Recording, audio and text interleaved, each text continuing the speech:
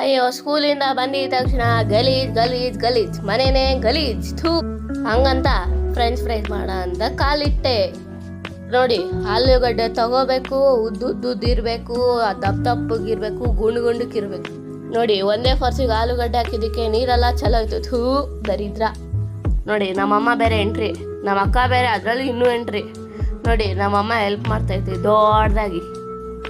ನೋಡ್ರಿ ಹಿಂಗೆ ಕಟ್ ಮಾಡ್ಕೊಂಡಲ್ಲ ಎರ್ಕೊಂಡು ನೋಡಿ ಇವಾಗ ಕಟ್ ಮಾಡಬೇಕು. ನಾನು ಮಾಡ್ತಾಯಿದ್ದೀನಿ ನೋಡ್ರಿ ಇವಾಗ ಕಟ್ಟು. ಹೆಂಗೆ ಮಾಡ್ಬೇಕಂದ್ರೆ ನನಗೆ ಅದು ಮಾಡೋ ಅಷ್ಟರಲ್ಲಿ ಕೈಯೆಲ್ಲ ನೋವು ಬಂದ್ಬಿಡ್ತು. ಹಂಗೆ ಮಾಡಬೇಕು ನೀವೂ. ನೋಡ್ರಿ ಎಷ್ಟು ಕೈ ನೋವು ಬಂತು ಅಂದರೆ ಮಾಡಿ ಅಷ್ಟರಲ್ಲಿ. ಅಪ್ಪ ದೇವರೇ, ನನ್ನ ಕಷ್ಟ ಕೇಳೋಕ್ಕೆ ಯಾರು ಇಲ್ವೇನಪ್ಪ. ನೋಡ್ರಿ ಚೆನ್ನಾಗಿ ಕಟ್ ಮಾಡ್ಕೋಬೇಕು. ನೋಡಿ ಆಯಿತು, ಇನ್ನೂ ಇಷ್ಟ ಐತೆ. ನೋಡ್ರಿ ಎಷ್ಟು ಕಷ್ಟ ಆಗುತ್ತೆ ಮಾಡೋದು ಅಂತ. ನೋಡಿ ಈಗ ಒಂದೇ ಇರೋದೆ. ನೋಡಿ ಎಲ್ಲ ಕಟ್ ಮಾಡ್ಕೊಂಡು ಆಯಿತು. ನೋಡಿ ಕೊನೆಗೂ ಇಷ್ಟು ಕಟ್ ಮಾಡ್ಕೊಂಡು ಆಯಿತು. ನೋಡಿ ಇದನ್ನು ಒಲೆ ಮೇಲೆ ಇಕ್ಕಿ ಬೇಯಿಸ್ಕೋಬೇಕು.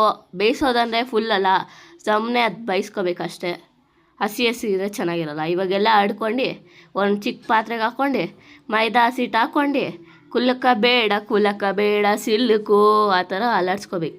ನೋಡಿರಿ ಹೆಂಗೆ ಅಲ್ಲಾಡ್ಸ್ಕೊತಾ ಇದ್ದೀನಿ. ನೋಡಿ ಇವಾಗ ಎಣ್ಣೆಗೆ ಬಿಡಬೇಕು. ಒಂದೊಂದೇ ಉರಿತೈತೆ ನೋಡ್ರಿ. ಕೊನೆಗೂ ರೆಡಿ ನಮ್ಮ ಫ್ರೆಂಚ್ ಫ್ರೈಸ್.